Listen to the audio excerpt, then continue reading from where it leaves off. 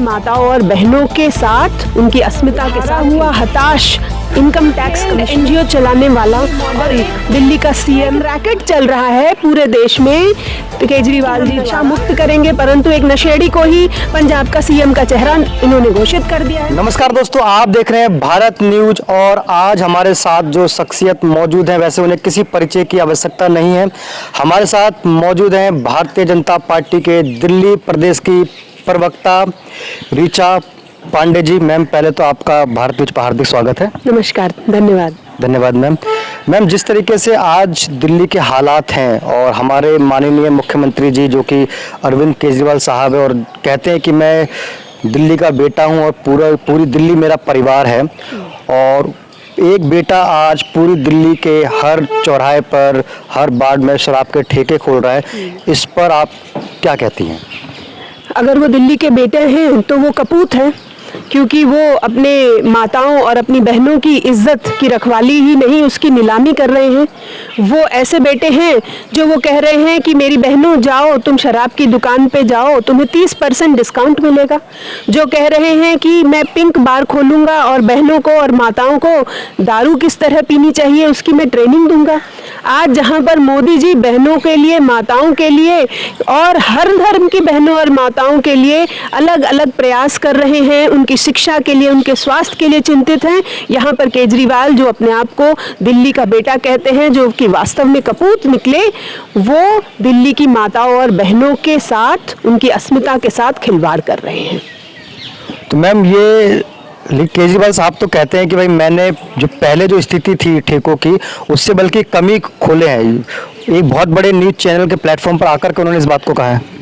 देखिए, जो व्यक्ति अपने बच्चों की कसम खा के झूठ बोल सकता है, यू टर्न ले सकता है, वो न्यूज़ चैनल पे ही नहीं किसी भी मंच पे खड़े होके धुआंधार झूठ बोलता रहता है। ये वो व्यक्ति है जो कहते थे कि शीला दीक्षित और उनके टैंकर घोटाले की फाइलें मेरे पास हैं, पर उन्होंने किसी को अंदर नहीं करवाया, और आज वही टैंकर घोटाले में पूरा का पूरा जल बोर्ड घोटाले में इस वक्त लिप्त है। आज वो व्यक्ति, उसका हम क्या भरोसा करें?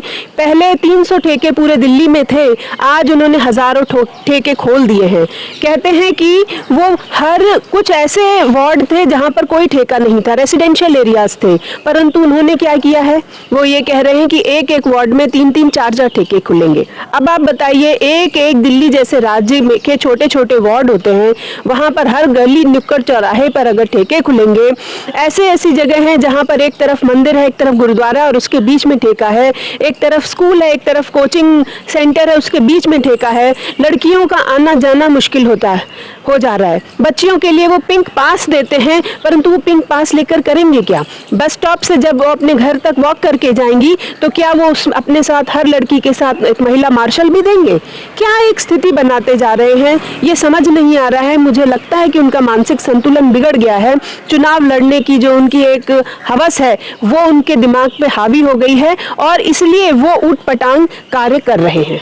लेकिन वो तो मैम पूरे हिंदुस्तान में घूम घूम के, जो 5 राज्यों में भी चुनाव चल रहा है, चाहे वो पंजाब है, उत्तराखंड है, उत्तर प्रदेश है, गोवा है, वहाँ जाकर के वो ये बात करें कि मैं दिल्ली मॉडल जो है वो पूरे राज्यों में लागू करूँगा, पंजाब में दिल्ली मॉडल लागू करूँगा।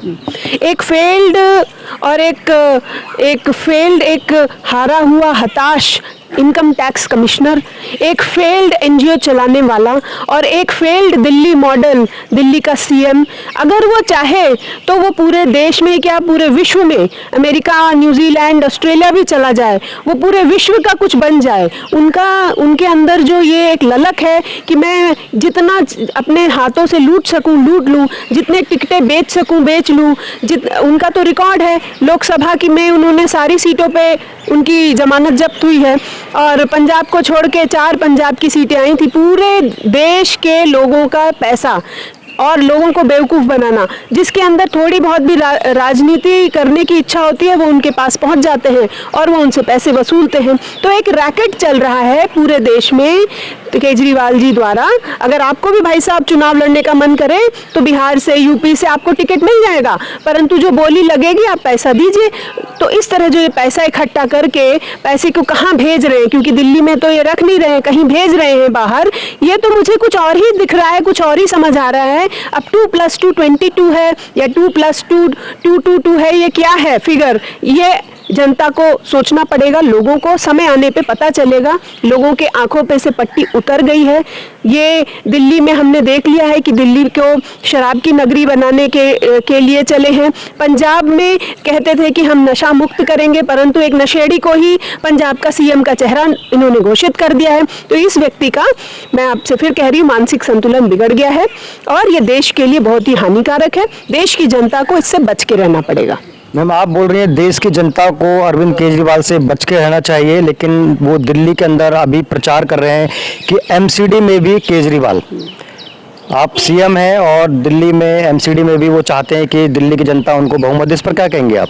मैं पहले आपका ध्यान आकर्षित करना चाहूँगी कि एमसीडी करती क्या है। हमारी एमसीडी जो है साफ सफाई करती है, जो विद्यालय निगम के उनको चलाती है, जो हमारे अस्पताल हैं उनको चलाती है। और कोरोना में जिस प्रकार दिल्ली ने बार बार अपने आप को अपने पैरों पे खड़ा किया है, कोरोना एक विश्व की महामारी आई और पूरा विश्व इसकी चपेट में आया, दिल्ली वाले भी इसकी चपेट में आए, पर एमसीडी के लोगों की वजह से, उनकी अच्छे कर्मठ होने की वजह से आज हमारी दिल्ली फिर अपने पैरों पे खड़ी हो रही है। वो केवल इसलिए हो रही है भाइयों बहनों क्योंकि एमसीडी में भाजपा की सरकार है। आज अगर एमसीडी में केजरीवाल की सरकार होती तो जिस तरह दिल्ली सरकार के प्रायोजित मोहल्ला क्लिनिक में गाय और बैल और कुत्ते और अन्य जानवर घूम रहे हैं, दूसरे एमसीडी में भी ऐसा ही होता। दिल्ली की जनता बिल्कुल समझदार है, वो जानती है कि कौन से लोग उनके साथ खड़े हैं और वो किसको चुनेगी आगे वाले एमसीडी में, ये भी वो जानती है। केजरीवाल जी के कहने से क्या होता है? वो ये कह रहे हैं, मेरा उत्तराखंड में जाके कह रहे हैं बहनों से कि मैं तुम्हें पेंशन दूंगा। आप ये बताइए, दिल्ली की माताओं बहनों को, विधवाओं को आज तक पेंशन मिली है क्या? पिछले 7 सालों में जब से दिल्ली में केजरीवाल की सरकार है, क्या उन्हें पेंशन मिली है?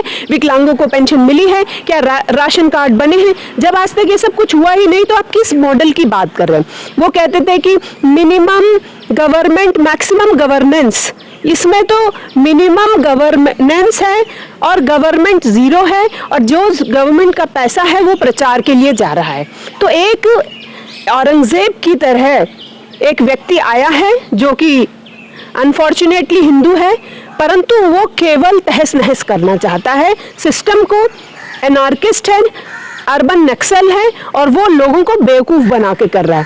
पहले लोगों को मार काट के कैप्चर किया जाता था, आज इन लोगों को बेवकूफ़ बना के उनका वोट कैप्चर किया जाता है और ये केजरीवाल जी बहुत बखूबी सीख गए हैं करना। परंतु काट की हांडी बार बार नहीं चढ़ती है। इस देश ने ऐसे ऐसे आक्रांताओं को झेला है, ये केजरीवाल का जो आक्रांता के रूप में आए हैं इसको भी देश झेलेगा और इसको जड़ से ख़त्म करेगा। तो क्या हम ये माने कि इस बार जब एमसीडी का चुनाव होगा, दिल्ली की जनता फिर से एक बार भारतीय जनता पार्टी पर भरोसा करेगी?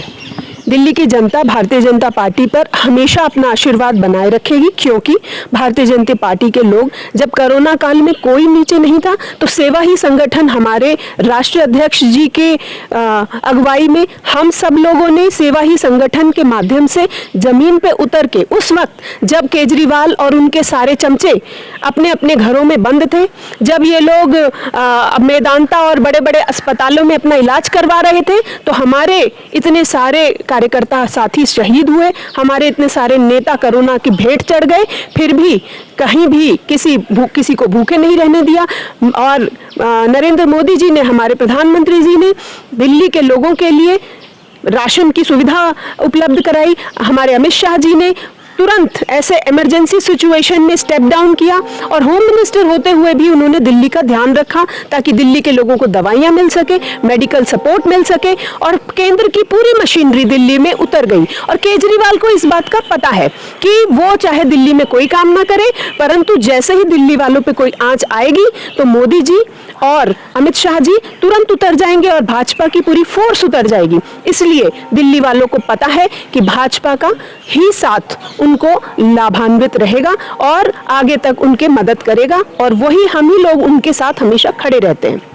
बहुत बहुत धन्यवाद दोस्तों, आप देख रहे थे भारत न्यूज और ये थी ऋचा पांडे, दिल्ली प्रदेश प्रवक्ता, जो कि कह रही हैं कि दिल्ली की जनता का भरोसा भारतीय जनता पार्टी पर था, है और रहेगा। आप देखते रहिए और जुड़े रहिए।